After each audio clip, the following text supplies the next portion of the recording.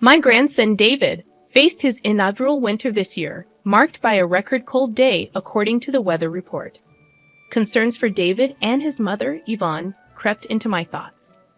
I worried that the frigid night might have taken a toll on her health. In an attempt to quell my unease, I sent Yvonne a message on my smartphone, asking about their well-being and urging them to guard against catching a cold. Despite my efforts, there was no response, not even a read receipt. Yvonne had always been responsible, so her silence raised my anxiety. After an hour of futile waiting, I tried calling, but my attempts proved fruitless. Realizing this was no trivial matter, a sense of urgency overcame me.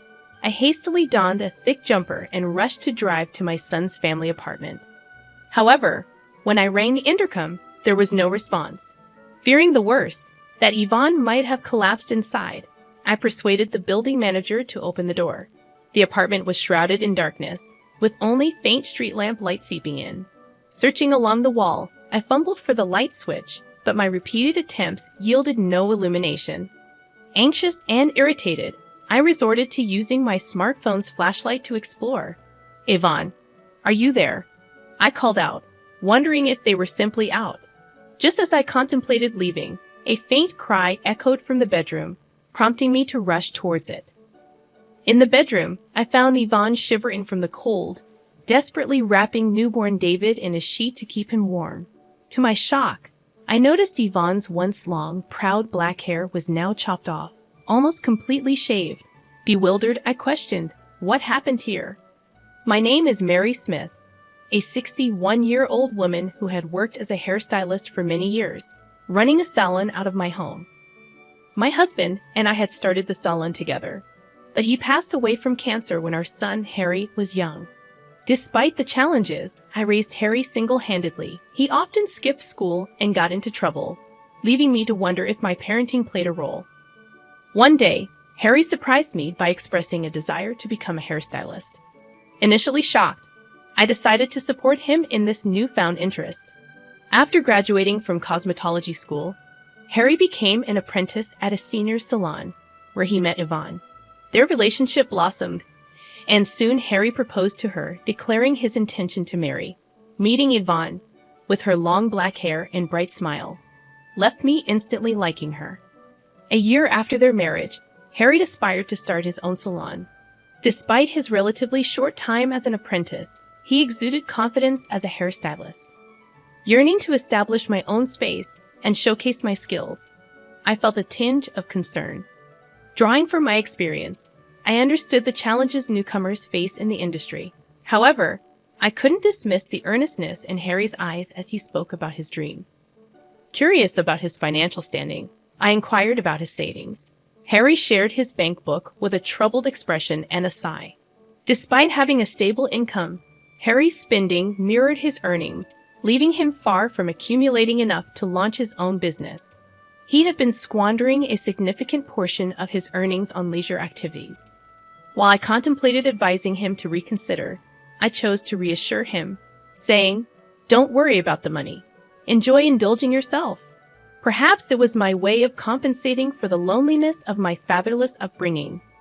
Confiding in my late husband's portrait, I revealed that I hadn't touched the life insurance money he left behind, reserved for Harry. Consulting with a knowledgeable regular in real estate, we identified a perfect property, an old barber shop that had recently retired due to old age. Another regular offered her husband's assistance during the renovation, and with my son, who was studying architecture, home for the summer break, we got the construction underway. Upon receiving approval from the health department, the salon opened surprisingly quickly. Grateful for the support, I acknowledged that setting up the business wasn't something I could have accomplished alone. Handing Harry the bank book containing the remaining inheritance, I emphasized its purpose for his business expenses. With more than half the funds remaining, I urged him not to waste it. Harry chuckled in annoyance, assuring me he understood, and Yvonne, with a bright smile, promised to keep a close eye on his spending. With Yvonne's help, I felt relieved from worries and decided to oversee their business from a distance. However, my optimism waned as Yvonne occasionally updated me on their progress. 3 months after the salon's opening, She confided that Harry seemed disengaged, causing a decline in customer satisfaction and a loss of clientele. Perplexed, I couldn't fathom what had changed so rapidly. Yvonne explained that Harry, initially confident that his skills alone would attract customers, had overlooked the importance of customer service in running a salon. Realizing that Harry lacked this fundamental understanding, I grew concerned about the future success of their venture. "So, what's Harry up to now?" Yvonne explained that he's frustrated about the lack of customers and spends his days drinking. She expressed concern that if he doesn't get his act together, they'll lose even more clients. Currently, she's handling the existing customers, but with the continual drop in reputation, the business is on a downward spiral. Listening to Yvonne's worries, I felt a similar sense of despair. Promising to address the issue, I assured her that I would have a serious talk with Harry the next time I saw him. Grateful for the support, Yvonne bowed deeply, brushing back her long black hair. Trying to lighten the mood, I complimented Yvonne on her stunning hair, and she proudly shared that she had been growing it out since middle school for hair donation. She explained that it involves making wigs from real hair for children who have lost their hair due to congenital diseases, illnesses, or accidents. Yvonne had been growing her hair with the intention of donating it to organizations involved in this cause, expressing the joy of being able to help someone. Moved by Yvonne's passion and dedication, I commended her for such admirable actions, especially considering her young age. As the conversation unfolded, Yvonne revealed that 6 months into her marriage with Harry, she became pregnant. Despite being conscientious and hardworking, she continued working at the salon until the last month of her pregnancy, supporting the family while Harry's attitude worsened. Feeling my own shortcomings as a mother, I decided to check on their salon one day after finishing work early.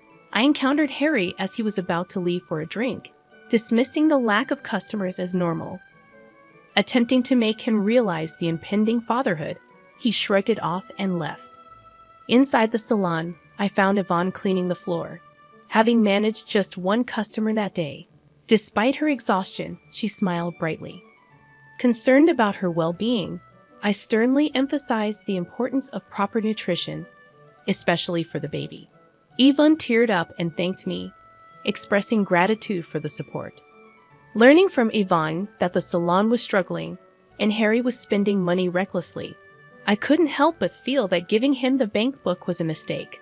The situation seemed dire, and I couldn't shake the frustration and disappointment in Harry's lack of responsibility during such a crucial time. I found myself regretting my decision. Despite being occupied, Yvonne never neglected her hair care. As she gently stroked her belly, she expressed her desire to teach her child the joy of helping others. It dawned on me that I wanted to support her, especially since my son wasn't contributing much. Recognizing my shortcomings in raising my son, I decided to assist Yvonne at their apartment. Acknowledging the inconvenience, Yvonne would apologize, but I assured her not to worry and encouraged her to focus on the baby. I felt responsible for not raising my son properly, leading to Yvonne's suffering. It seemed like my way of atoning for my past mistakes. Towards the end of summer, Yvonne went into labor earlier than expected, and she was rushed to the hospital. Unfortunately, Harry was nowhere to be found, unreachable despite my attempts to contact him. I sent messages, but there were no replies, not even read receipts. It left me bewildered about his whereabouts during such a crucial time. With Yvonne's parents no longer around, I became the sole person there for her. I reassured Yvonne during the challenging childbirth, providing encouragement as she bravely faced the process. After a long and difficult labor, the sound of the baby's cries overwhelmed me. "He's born." "You did it, Yvonne." I was moved to tears, but Harry, who should have been present, never showed up.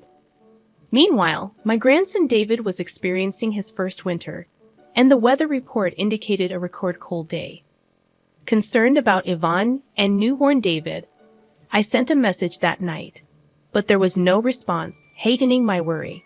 After attempting to call without success, I decided to visit their apartment immediately.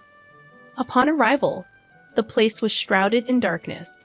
Considering the possibility of a family trip, I rang the intercom, but there was no response.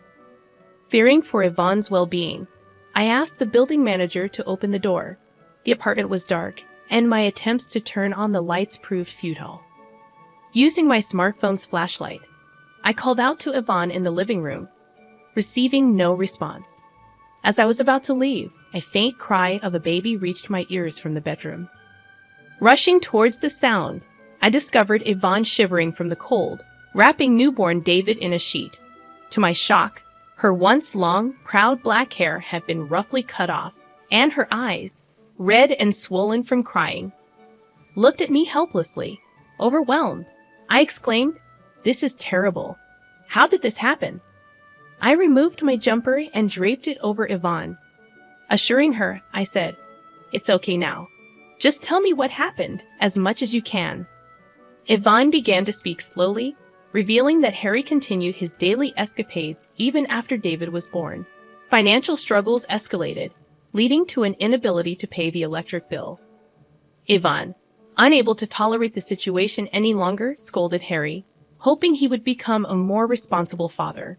However, her pleas fell on deaf ears. In a fit of rage, Harry grabbed a pair of practice hair-cutting scissors and started cutting off Yvonne's hair. Initially resisting and telling him to stop, Yvonne ceased her resistance, fearing any further struggle might accidentally harm David. Harry mocked Yvonne, stating, "Now you won't be able to show your face in public." I was left speechless at my son's cruel actions.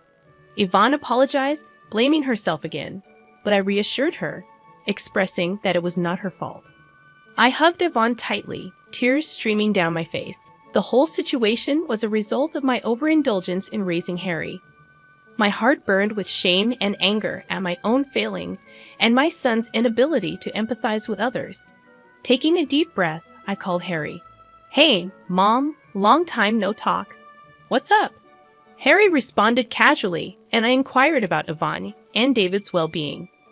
There was a brief pause in his voice, and he claimed they were in Hawaii and would be back next week. Despite knowing he was lying, I responded positively. Reflecting on the years of taking care of Harry after losing my husband, I felt profound disappointment. Harry's careless use of his father's inheritance and mistreatment of his family shattered my expectations. A week later, Harry called me cheerfully, announcing his return from Hawaii. Pretending to be the caring son, he mentioned souvenirs, but my heart was no longer deceived by his act.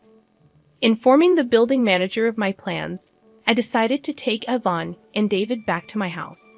I made calls to every possible place. An hour later, Harry called, announcing his arrival at the airport. Despite his cheerful demeanor, my heart was wary. When a taxi pulled up in front of the apartment, Harry, displaying tan lines from sunglasses around his eyes, struggled with the key, realizing it wouldn't fit the lock. Frustration etched across his face. He exclaimed, "What's going on here?" I approached him quietly from behind, wearing a smile that masked the boiling anger in my heart.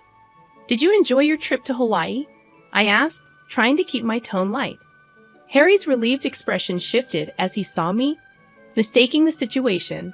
"Mom, you're here," he said, his voice tinged with relief, oblivious to the storm brewing within me. "Listen, Mom, I just got back and tried to enter the house, but the key won't fit. It must be Yvonne's prank, punishing me for going on a trip alone," Harry explained, attempting to paint himself as the victim and blame Yvonne for their troubles. "What were you doing? I told you I was in Hawaii with my family," he continued, caught in his own web of lies. Pointing out the contradiction, I left Harry at a loss for words. "You really had the nerve to lie about taking a family trip to Hawaii," I said, my disappointment palpable. Yvonne had been left behind, shivering in the cold with David, while Harry indulged in his own desires. To think she cherished her long hair, and you just cut it off mercilessly. "Don't you feel any remorse as a human being?" I questioned, my voice heavy with emotion. But Harry showed no signs of remorse, only theatrics about the cold and his desire to enter the house. It was then that I dropped the bombshell. I had canceled the lease on the apartment. Harry protested, but the truth was, he had no right to complain. Taking him to a nearby coffee shop to talk further, Harry sat silently, his pale face betraying his inner turmoil.